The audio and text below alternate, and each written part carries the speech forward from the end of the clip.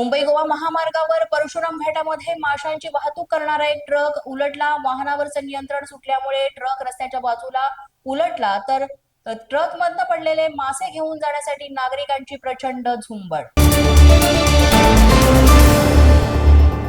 कोल्हापुरातल्या विश्वपंढरी ते hockey stadium road इथं मध्यरात्री तरुणाचा मृतदेह सापडलाय। विद्युत खांबाला बांधलेल्या अवस्थेत हा मृतदेह होता। पोलिसांकडून या तरुणाची ओळख पटवण्याचं काम सुरू आणि याचा तपासही सुरू।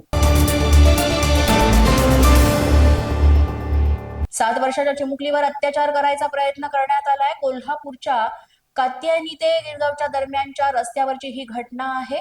या लहान मुलीनं आरडाओरड केल्यामुळे अनर्थ टळला। अत्याचाराचा प्रयत्न करणारा 28 वर्षीय आरोपी विकास कांबळे याला पोलिसांनी ताब्यात घेतलाय।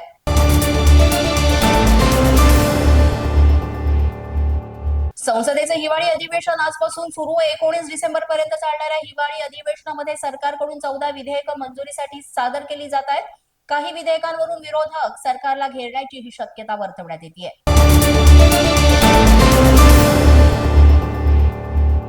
संसदेच्या हिवाळी अधिवेशनामध्ये आगामी वर्षात निवृत्त होणाऱ्या खासदारांना सभागृहांकडून अखेरचा निरोप दिला जातो। यामध्ये महाराष्ट्रातील शरद पवार, रामदास आठवले, प्रियंका चतुर्वेदी, धैर्यशील पाटील, भागवत कराड, रजनी पाटील आणि फौजिया खान या 7 खासदारांचा समावेश आहे।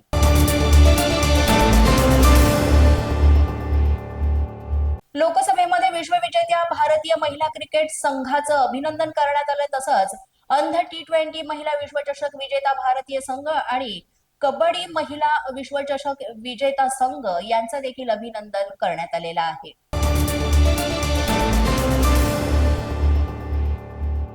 आजपासून संसदेचे हिवाळी अधिवेशन सुरू। ज्येष्ठ अभिनेते धर्मेंद्र यांना लोकसभेमध्ये आदरांजली वाहण्यात आली।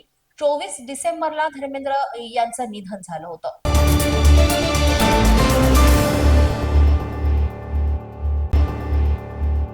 भारतीयांना भारतीय भाषाच येत नाही। सरसंघचालक मोहन भागवत यांच्याकडून चिंता व्यक्त।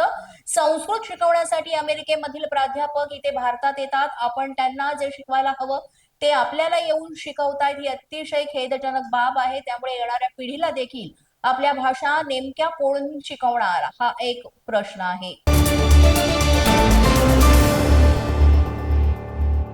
दिल्ली पोलिसांकडून 3 दहशतवाद्यांना अटक करण्यात आली। मध्य प्रदेश, उत्तर प्रदेश, पंजाबमधून अटक करण्यात आले। संशयितांचे ISISशी संबंध असल्याचं उघड झालंय। तिघेही पाकिस्तानी गुंड शाहजान भट्टी याच्याशी संपर्कात होते।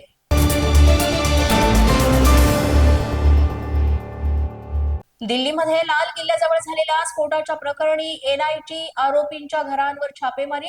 शोपियान आणि कुलगाम इथे NIAचे छापे। मौलवी इरफान, डॉक्टर आदिल आणि डॉक्टर मुझम्बिल यांच्या घरावर देखील छापे।